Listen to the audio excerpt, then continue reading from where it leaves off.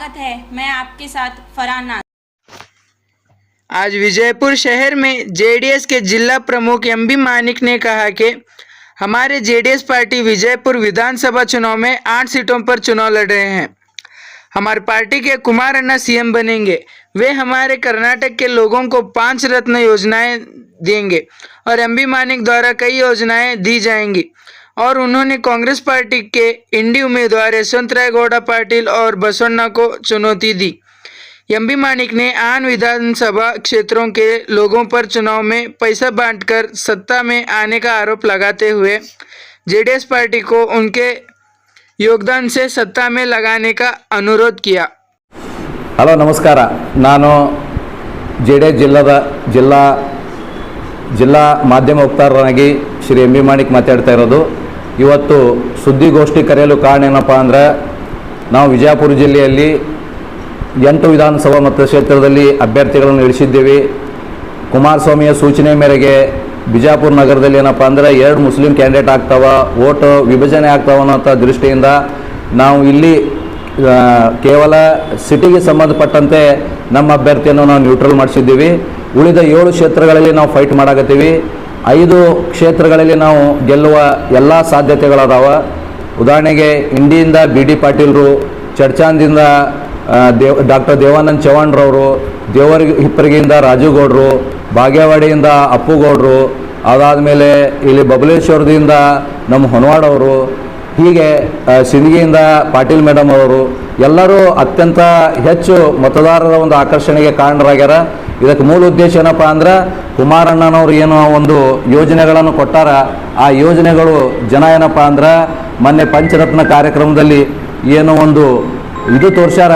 ನಮ್ಮ ಪಕ್ಷದ ಪರವಾಗಿ ಭಾಳ ಒಂದು ಅಭೂತಪೂರ್ವ ಬೆಂಬಲ ಬಂದದ. ಹೀಗಾಗಿ ಪ್ರತಿ ಗ್ರಾಮ ಪಂಚಾಯಿತಿಗೆ 25 ಬೆಡ್ಗಳನ್ನು ಹೊಂದಿರುವಂಥ ಹೈಟೆಕ್ ಆಸ್ಪತ್ರೆಯನ್ನು ಮಾಡುವಂಥ ವ್ಯವಸ್ಥೆ, ಅದರಲ್ಲಿ MRI ಇರ್ತದೆ, ಸ್ಕ್ಯಾನಿಂಗ್ ಇರ್ತೈತಿ, ಕ್ಯಾನ್ಸರ್, TB, ಶುಗರ್, ಹಾರ್ಟ್ ಎಲ್ಲ ಸರ್ಜರಿ ಅಂದರೆ ಆಪ್ರೇಷನ್ ಥಿಯೇಟರ್ಗಳು ಸಹ ಪ್ರತಿ ಆಸ್ಪತ್ರೆಗಳಲ್ಲಿ ಇರ್ತದೆ. ಆಮೇಲೆ ನಮ್ಮ ಮಕ್ಕಳು ಒಳ್ಳೆಯ ಶಿಕ್ಷಣವನ್ನು ಪಡೆಯುವ ಉದ್ದೇಶಕ್ಕಾಗಿ LKGಯಿಂದ ಹಿಡ್ಕೊಂಡು PUC ಸೈನ್ಸ್ ಅವ್ರಿಗೆ ಸಂಪೂರ್ಣವಾಗಿ ಉಚಿತ ಶಿಕ್ಷಣ ಕೊಡುವಂಥ ವ್ಯವಸ್ಥೆಯನ್ನು ನಾವು ಮಾಡಿದ್ದೀವಿ. ರೈತರ ಮಗಳಿಗೆ ಮದುವೆ ಆಗಕ್ಕೆ ತಯಾರಾದ್ರೆ ಅಂಥ ರೈತರ ಮಗಳಿಗೆ ಏನಪ್ಪ ಅಂದರೆ ಮದುವೆಗೋಸ್ಕರ 2 ಲಕ್ಷ ರೂಪಾಯಿಗಳನ್ನು ಕೊಡುವಂಥ ವ್ಯವಸ್ಥೆ ಮಾಡಿದ್ದೀವಿ. ಸರ್ಕಾರ ಬಂದ ಕೂಡಲೇ 24 ತಾಸು ಒಳಗಾಗಿ ಮಹಿಳೆಯರ ಸ್ವಸಹಾಯ ಸಂಘ ಮಹಿಳೆಯರು ತೆಗೆದುಕೊಟ್ಟಿರುವಂಥ ಯಾವುದೇ ಬ್ಯಾಂಕಿನ ಸಾಲ ಸಂಪೂರ್ಣ ಮನ್ನಾ ಮಾಡುವಂಥ ಒಂದು ಯೋಜನೆಯನ್ನು ಸಹ ಕುಮಾರಣ್ಣನವರು ಇವತ್ತು ನಾವು ಕೊಡ್ತಾ ಇದ್ದೀವಿ. ಇವತ್ತು ಕಾಂಗ್ರೆಸ್ ಪಕ್ಷದ ನೆಲಕೆಚ್ಚದ ಉದಾಹರಣೆಗೆ ಇಲ್ಲಿ ಇಂಡಿಯಲ್ಲಿ ಯಶವಂತರಾಯ ಗೌಡ ಬೀಳೋದು 100ಕ್ಕೆ 100 ಸದಸ್ಯದ್ದ. ಅದೇ ರೀತಿ ಶಿವಾನಂದ ಪಾಟೀಲ್ರ ನೆಲ ಕೆಚ್ಚದ. ಯಾಕಪ್ಪ ಅಂದ್ರೆ ಅಪ್ಪುಗಳು ಭಾಳ ಲೀಡಲ್ಲಿ ಅದಾರ. ಇವರೆಲ್ಲ ಸುಳ್ಳು ಅಪಪ್ರಚಾರ ಮಾಡಾಕತ್ತಾರ. ಏನತ್ತಂದು ನಮ್ಮ ಅಪ್ಪುಗೌಡರು RSSದಾಗ ಹೋಗಿ ಬಂದವರು ಅದಾರ ತಂದು. ನಾ ಏನು ಹೇಳ್ತೀನಿ, ನೀವು ನಿಮ್ಮ ಒಬ್ಬ ತಮ್ಮ BJP ಇರ್ತಾನೆ, ನೀವು ಕಾಂಗ್ರೆಸ್ನಾಗ ಇರ್ತೀರಿ. ಒಂದು ಕಾಲ ಕಾಂಗ್ರೆಸ್ನಾಗ ಇಟ್ರಿ, ಇನ್ನೊಂದು ಕಾಲ ಏನಪ್ಪ ಅಂದ್ರೆ RSSನಾಗ ಇಟ್ರಿ. ನಿಮ್ಗೇನು ಹೇಳ್ಬೇಕು ನಾವು? ಸೊ ಹೀಗಾಗಿ ಕಾಂಗ್ರೆಸ್ದಾಗೆ ನಾ ಮಾಧ್ಯಮದ ಮುಖಾಂತರ ಹೇಳ್ತೀನಿ, ಕಾಂಗ್ರೆಸ್ ಅಂದರೆ RSS. ಹೆಂಗಂದ್ರೆ ಕಾಂಗ ಪ್ಲಸ್ RSS ಕೂಡಿ ಕಾಂಗ್ರೆಸ್ ಆಗ್ಯದ. ಇದು ಕಾಂಗ್ರೆಸ್ಸೇ RSS ಅದ. ಇದು ಸುಮ್ ಏನು ಮಾಡ್ತಾರಪ್ಪ, ಚುನಾವಣೆ ಬತ್ತಂದ್ರೆ ಅವ RSS ಇವ RSS ಆಗಿರ್ತಾರೆ. ನಮ್ಮ ಮುಸಲ್ಮಾನ್ ಬಾಂಧವರು ಭಾಳ ಶಾಣೆ ಅದಾರ. ಬಟ್ಟೆ ನೋಡಿ ಏನಪ್ಪ ಅಂದ್ರೆ ವ್ಯಕ್ತಿತ್ವ ಅಳೆಯಲ್ಲ. ನಮ್ಮ ಪೈಗಂಬರು ಏನು ಹೇಳ್ಯಾರಪ್ಪ ಅಂದರೆ, ಯಾವುದೇ ಒಬ್ಬ ವ್ಯಕ್ತಿಯ ವ್ಯಕ್ತಿತ್ವ ಅವನ ಬಟ್ಟೆಯಿಂದ ಗೊತ್ತಾಗಲ್ಲ, ಅವನ ಗುಣದಿಂದ ಗೊತ್ತಾಗ್ತದೆ ಅನ್ನೋಂಥ ಮಾತನ್ನು ಹೇಳ್ಯಾರ. ಹೀಗಾಗಿ ಶಿವಾನಂದ ಪಾಟೀಲ್ರು ಎಲ್ಲ ಕಡೆ ಏನಪ್ಪ ಅಂದರೆ ಯೂಟ್ಯೂಬ್ನಾಗ ನೋಡ್ರಿ JDS ಅದಾವ RSSದಾಗ ಇದ್ದಿದ್ದು ಫೋಟೋ ತೋರಿಸ್ಕೊತ ಹೇಳತ್ತಾರ. ಮತ್ತು ಇಲ್ಲಿ ಬಬಲೇಶ್ವರದಾಗ ನಿಮ್ಮ ತಮ್ಮನೇ BJP ನಿಂತಾರಲ್ಲ, ಅಲ್ಲಿ ಏನು ಹೇಳ್ತೀರಿ? ಸೊ ಹೀಗಾಗಿ ಸುಳ್ಳು ಅಪಪ್ರಚಾರ ಮಾಡಕತ್ತಾರ. ನಿನ್ನೆ ಯಶವಂತರಾಯ ಗೌಡ್ರು ಏನಪ್ಪ ಅಂದ್ರೆ ಹೊರಗಿನ ಕುರುಬರು ಜನ ತಂದು ಅಲ್ಲಿ ಕೂಡ್ಸೇನದ ನಮ್ಮ BD ಪಾಟೀಲ್ರ ವಿರುದ್ಧವಾಗಿ ಕುರುಬರು ಸಮಾಜದವರು ನಮ್ಗೆ ಬೆಂಬಲ ಮಾಡ್ಲಾಕತ್ತಾರ ಅಂತ ಸುಳ್ಳು ಹೇಳ್ಯಾರ. ಮತ್ತು ಸಿದ್ದರಾಮಯ್ಯನ ಹೆಸರು ಹೇಳಕತ್ತಾರ ಹೊಳ್ಳಿ. ನಾನು ಮಾನ್ಯ ಯಶವಂತರಾಯ ಗೌಡ್ರಿಗೆ ಒಂದು ಪ್ರಶ್ನೆ ಕೇಳೋಕ್ಕೆ ಇಚ್ಛಪಡ್ತೀನಿ. ನೀವು ಇಷ್ಟು ಸಲ ಸಿದ್ದರಾಮಯ್ಯನವ್ರ ಹೆಸರು ತೋತಿರಲ್ಲ, ಯಾವಾಗ ಸಿದ್ದರಾಮಯ್ಯನವರಿಗೆ ಕರ್ನಾಟಕದಲ್ಲಿ ಸೀಟ್ ಇದ್ದಿತ್ತಿಲ್ಲ, ಅವರು ಬದಾಮಿ ಬಿಟ್ಟು ಬಂದ ಮೇಲೆ ವರ್ಣಾಗಿ ನಿಂದಿರಬೇಕು, ಅಥವಾ ಕೋಲಾರಕ್ಕೆ ನಿಂದಿರಬೇಕು, ಅಥವಾ ಚಾಮುಂಡೇಶ್ವರಿಗೆ ನಿಂದಿರಬೇಕು, ಎಲ್ಲ ಕಡೆ ತಿರುಗಾಡಕತ್ತಿದ್ರು. ಆ ಟೈಮಲ್ಲಿ ನಿಮ್ಗೆ ಅಷ್ಟು ಅಭಿಮಾನಿತಪ್ಪ ಅಂದ್ರೆ ನೀವು ಹೇಳ್ತಿದ್ರಿ, ಈ ಒಂದು ಮರಗೂರು ಫ್ಯಾಕ್ಟ್ರಿಗೆ 40 ಕೋಟಿ ರೂಪಾಯಿ ಕೊಟ್ಟಾರ ಸಿದ್ದರಾಮಯ್ಯ ಅವರು ತಂದು. ನೀವು ಯಾಕೆ ಅವ್ರಿಗೆ ಅವ್ರ ಮ್ಯಾಗ ನಿಮ್ಗೆ ಪ್ರೀತಿ ಇತ್ತಪ್ಪ ಅಂದ್ರೆ ನೀವು ಅವರಿಗೆ ಸೀಟ್ ಬಿಟ್ಟು ಕೊಡಬೇಕಾಗಿತ್ತು ಇಂಡಿದ್ದು. ಬರ್ರಿ ಇಂಡಿಗೆ ನಿಂದಿರಿ ಅಂತ ಹೇಳಬೇಕಿತ್ತು. ಬರೀ ಏನಂದ್ರೆ ಕುರುಬರ ಸಮಾಜದ ಓಟ್ ತೊಗೊಳಕ್ಕೆ ಅಷ್ಟೇ ಸಿದ್ದರಾಮಯ್ಯ ಅಂತೀರಿ ನೀವು.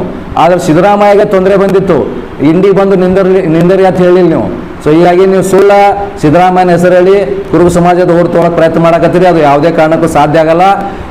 ಮತ್ತು ಇಲ್ಲಿ ನಾ ಶಿವಾನಂದ ಪಾಟೀಲ್ ಹೇಳ್ತೀನಿ, ನೀವು ಯಾವತ್ತು ಮಾತೆತ್ತಿದ್ರೆ ಅಣ್ಣ ಬಸವಣ್ಣ ಅಂತೀರಿ, ಮಾತೆತ್ತಿದ್ರೆ ಅಣ್ಣ ಬಸವಣ್ಣ ಅಂತೀರಿ. ನೀವು ಅಣ್ಣ ಬಸವಣ್ಣನ ರೀತಿಯಲ್ಲಿ ಚುನಾವಣೆ ನಡೆಸಬೇಕಾಗಿತ್ತಂದ್ರೆ ಈ ಸಲ ನೀವು ಮತ್ತು ಯಶವಂತರಾಯಗೌಡ ಪ್ರಮಾಣ ಮಾಡ್ರಿ ಯಾವ ದೇವಸ್ಥಾನಕ್ಕೆ ಬರ್ತೀರಿ ಬರ್ರಿ.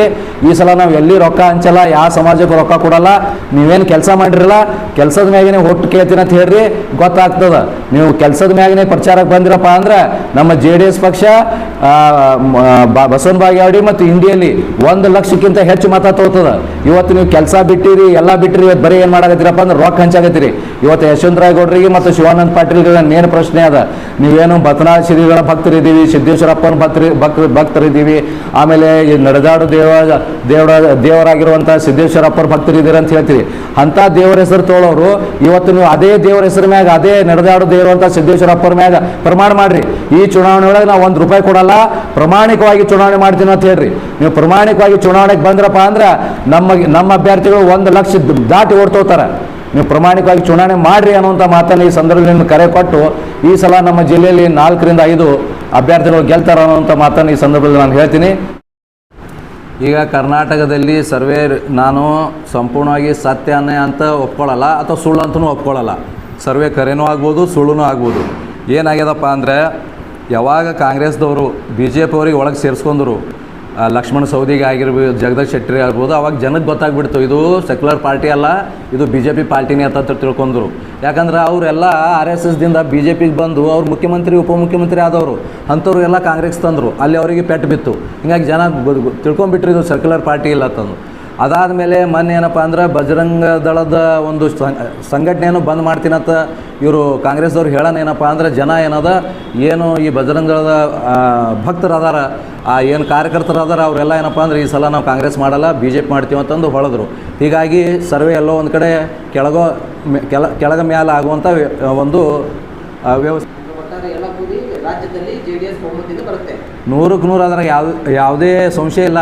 ಸೂರ್ಯ ಚಂದ್ರ ಎಷ್ಟು ಸತ್ಯದ ಅಷ್ಟೇ ನಮ್ಮ JDS ಪಕ್ಷ ಈ ಬಾರಿ ಕರ್ನಾಟಕದಲ್ಲಿ ಪ್ರಾದೇಶಿಕ ಪಕ್ಷ ಅಧಿಕಾರಕ್ಕೆ ಬರೋದು ಅಷ್ಟೇ ಸತ್ಯ. ಕುಮಾರಣ್ಣನವರು ಮುಖ್ಯಮಂತ್ರಿ ಆಗ್ತಾರೆ, ನಮ್ಮ ಜಿಲ್ಲೆಯಿಂದ ಒಬ್ಬರು ಅಥವಾ ಇಬ್ಬರು ಮಂತ್ರಿ ಆಗ್ತಾರೆ, ಸಂಪೂರ್ಣ ನೀರಾವರಿ ಆಗ್ತದೆ, ರೈತರ ಸಾಲ ಮನ್ನಾ ಆಗ್ತದೆ, ಬಡವರಿಗೆ ಏನಪ್ಪ ಅಂದ್ರೆ ಮನೆ ಸಿಗ್ತಾವೆ, ಮಕ್ಕಳಿಗೆ ಉಚಿತ ಶಿಕ್ಷಣ ಸಿಗ್ತದೆ, ನಿರುದ್ಯೋಗಿಗಳಿಗೆ ಉದ್ಯೋಗ ಸಿಗ್ತದೆ. ಇಲ್ಲಿ ಏನಪ್ಪ ಅಂದ್ರೆ 2 ಫ್ಯಾಕ್ಟ್ರಿಗಳನ್ನು ಹಾಕ್ತೀನಂತಂದ್ರೆ ಇಲ್ಲಿ ಒಂದೊಂದು ಫ್ಯಾಕ್ಟ್ರಿ ಒಳಗೆ 10,000 ಜನರಿಗೆ ಏನಪ್ಪ ಅಂದ್ರೆ ಕೆಲಸ ಕೊಡುವಂಥ ಕೆಲಸ ಆಗ್ತದೆ. ಈ ರೀತಿಯಲ್ಲಿ ಈ ಸಲ ಸಂಪೂರ್ಣವಾಗಿ JDS ಗಾಳಿ ಇಡೀ ಕರ್ನಾಟಕದಲ್ಲಿ ಬೀಸ್ತಾ ಇದೆ. ಬಹಳ ಒಂದು ಹೆಚ್ಚು ಸೀಟುಗಳು 123 1 2 3 ಅಂದರೆ ಇದು ಈ ನಂಬರೇ ಹೇಳ್ತದೆ. 1 2 3 ಮುಂದೆ ಯಾವುದೂ ಇಲ್ಲ. ಸೊ ಹೀಗಾಗಿ 1 2 3 ಬರುವಂಥದ್ದು ಶತಸಿದ್ಧ. ಕುಮಾರಣ್ಣ ಮುಖ್ಯಮಂತ್ರಿ ಆಗೋದು, ರಾಜ್ಯದಲ್ಲಿ JDS ಬಂದೇ ಬರ್ತದೆ ಅನ್ನೋಂಥ ಮಾತನ್ನು ಈ ಸಂದರ್ಭದಲ್ಲಿ ನಾನು ಹೇಳ್ತೀನಿ. ಧನ್ಯವಾದಗಳು. MB ಮಾಣಿಕ್, JDS ಜಿಲ್ಲಾ ವಕ್ತಾರರು, ವಿಜಯಪುರ.